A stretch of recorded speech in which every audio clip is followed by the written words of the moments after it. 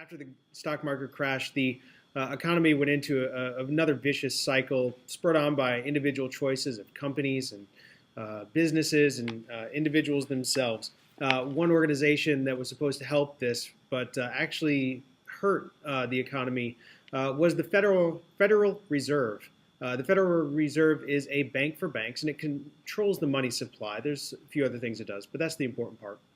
In the 1920s, the Federal Reserve had pursued easy credit, made it easy for people to get loans. They did this by keeping the interest rates low, and you don't need to know all the details of it. But they kept the interest rates low, which meant that it was easier to borrow money. These low interest rates were used by those wealthy stock investors to buy more stocks, and it really helped fuel the stock speculation that ends up leading to the stock market crash.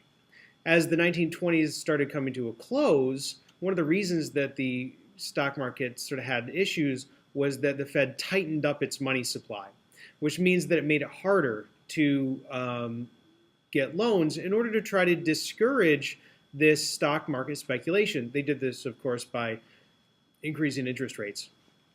When the stock market finally did crash, the Fed took the wrong lesson.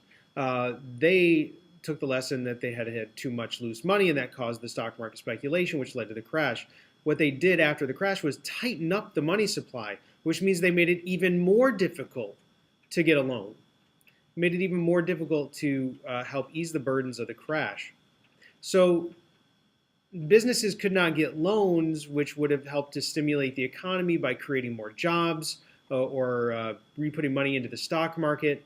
So instead of loosening up the money supply, which may have eased the Great Depression's intensity or length, the Fed actually tightened up money, made it harder to get loans, which is going to also prolong some of the Great Depression experiences.